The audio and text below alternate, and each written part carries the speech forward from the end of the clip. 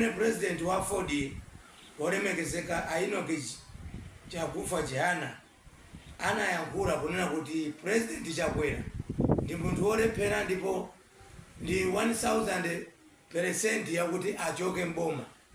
Vice wake akuyankhula dzulo pa TV ya Zodiac pa exclusive interview akuna kuti Chakwera tiyenera kumvetsetsa wadusa mu zipinjo zosiyana za nyengo. Ilo ndi bodza. Timothy Ntambo mmutu mwake simunakhwime pandale. Ndizosatheka president wake akunena kuti Chakwera ndi 1000 plus zifukwa kuti achokere mboma. Iye akubwera ati kupusha zingini chanchani.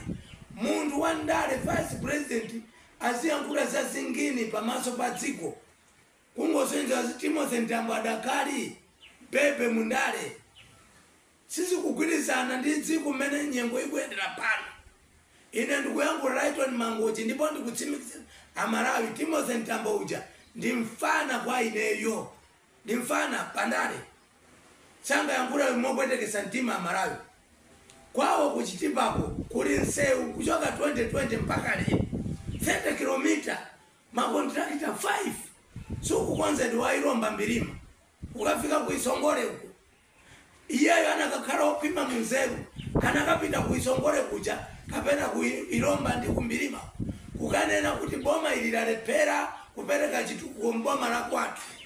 Ine Rayton Mangochi nimakonda dziko lino palipose kuyambira Chitipa, Nsanje, Mangochi, Mwanza, Ngota pena palipose ndimayenda. Mumvesa Malawi, zomvesa chisoni. Chakwera ndi president wa jera. Chakwera muone even ali kwa Assemblies of God amakakamira mpando zinthu zikumukanika. Apa analowa mudzina la Tonse Alliance. Munaona mmene amamchitira ili titi chilima mpaka kufika kukumana ndi ngozi kuchikangawa. Lero tikudaba kuti kuchikangawa kunthungwawo papalidwa pamene panagwera ndege. Sono tizikakumbukira bwanji ngati sitikuonapo zidutswa za ndege imene inapha Chilima ndi anthu ena 8 achi. Zikutanthauza chani? Ndi zinthu zomvetsa chisoni. Izi kundikumbusa history yakuti DRC nthawi imene ikutchedwa Zaire. Prime Minister Patrice Lumumba adaphedwa ndi Joseph Mobutu Sese Seko atatumidwa ndi azungu kumukwirira manda ndi kukanchosaso ndikutenga thupi lake kulika mwasidi kuti anthu asamapase ulemu. Ndi zinthu zomvetsa chisoni kwambiri. Amayi ndi abambo dziko ili chipanda kukhala ndi chikondi Peter Mutharika ngati chimtima cha Chakwera.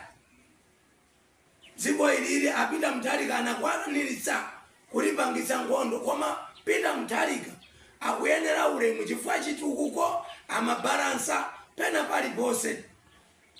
Ndithokozaso olemekezeka Frank Tumpale Mfumu kuunikira zipani zotsutsa boma kuti chipani chokhacho chachikulu chimene chikuyenera kutsogolera ndi DPP. Ndi DPP amayi ndi abambo. Mizimu anthu akuchita kompeya utsogoleri wa Chakwera ndi wa Peter Mutharika.